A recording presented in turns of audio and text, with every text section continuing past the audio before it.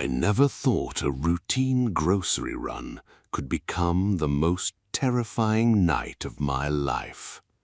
It was just after midnight when I left the store. The parking lot was nearly empty.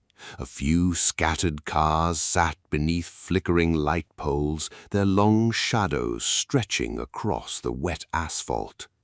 Rain had fallen earlier, leaving everything slick and reflective. I loaded my groceries into the trunk, climbed into my driver's seat, locked the doors and started the engine.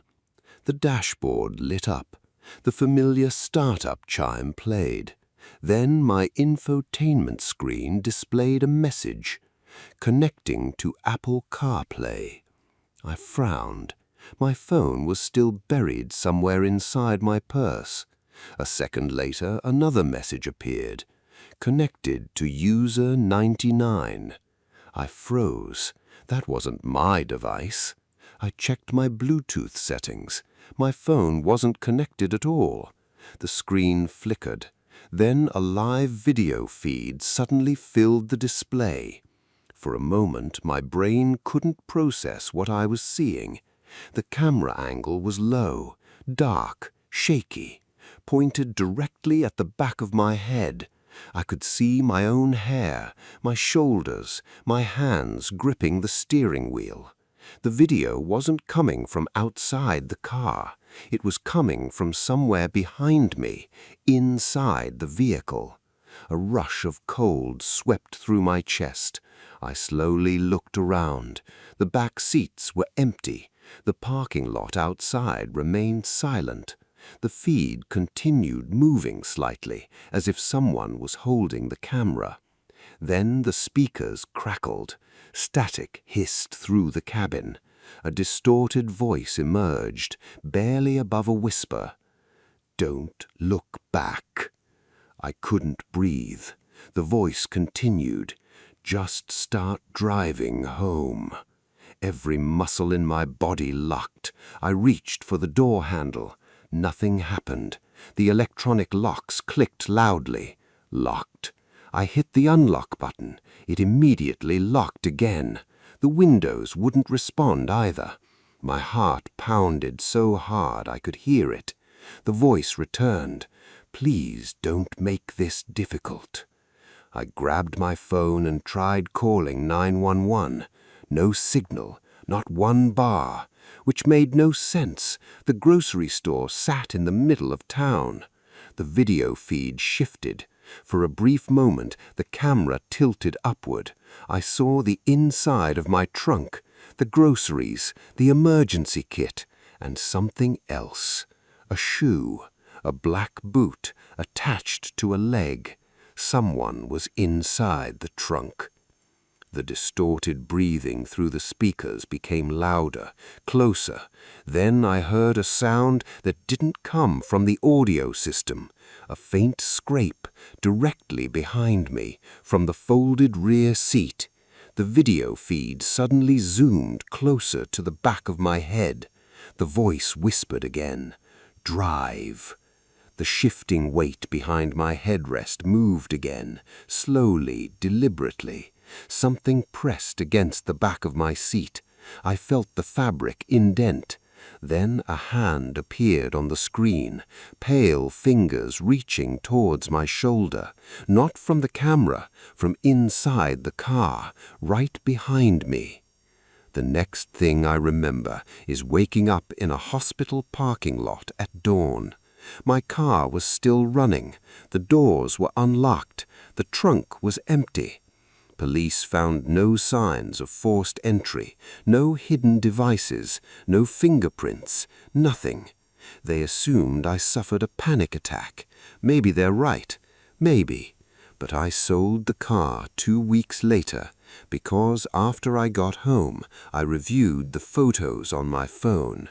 There was one picture I didn't take, a single image saved at 12:17 a.m.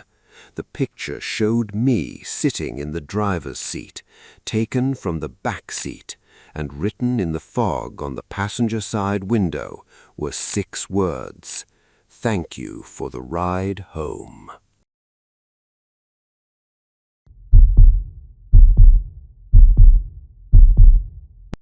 The Smart-Tag Symphony.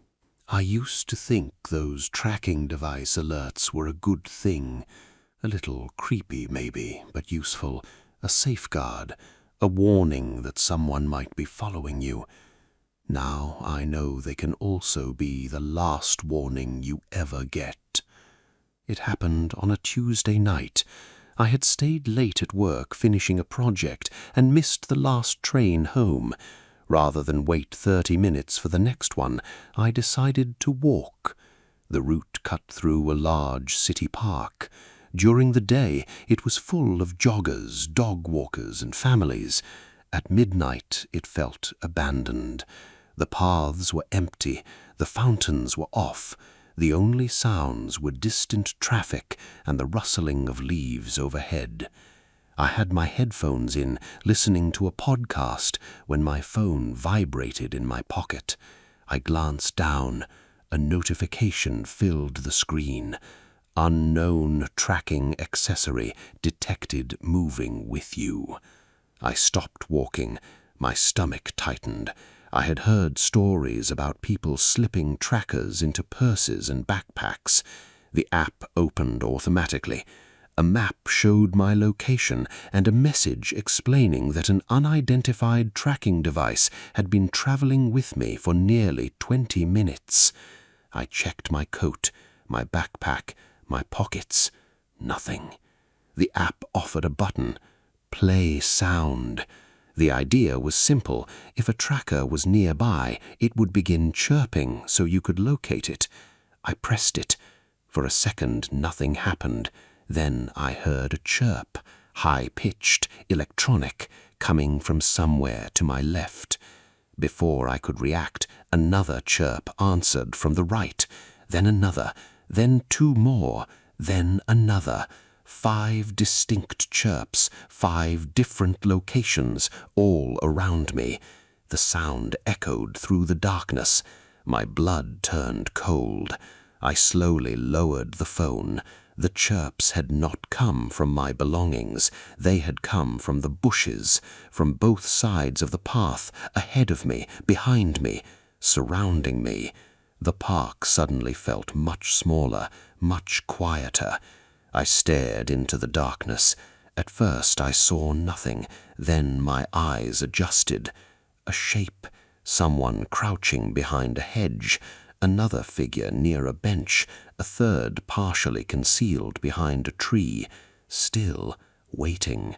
The chirping started again, one after another, like instruments tuning before a concert. Left, right, ahead, behind, 5 electronic notes, perfectly timed, a symphony meant for an audience of one. I started walking faster. The signals followed. The distance between us never changed. I broke into a jog. The map refreshed. So did they. Every icon moved in perfect formation, always maintaining the same radius around me. My breathing became ragged. I could hear footsteps now, not chasing, matching, pacing me, deliberate, controlled, as if they knew exactly where I would go next. I burst out of the park and onto a busy street. Traffic lights, cars, people. The trackers immediately vanished from the map. Every signal disappeared at once. The relief nearly made my knees buckle. Police searched the park later that night. They found nothing. No trackers, no people hiding in the bushes, no evidence anyone had been there. For months I convinced myself it was a glitch, a software bug, an overactive imagination. Then, 6 months later, I upgraded my phone. While transferring my data, I found a hidden screenshot saved automatically by the tracking app. It showed the map from that night, 5 trackers surrounding my location, exactly as I remembered. But there was one detail I hadn't noticed before. Each tracker had a custom name. The labels were tiny, almost impossible to see. When I zoomed in, my hands began to shake, because all 5 trackers shared the same owner. And the owner name wasn't a person, it was a group title. Orchestra, Active Hunt, number 27.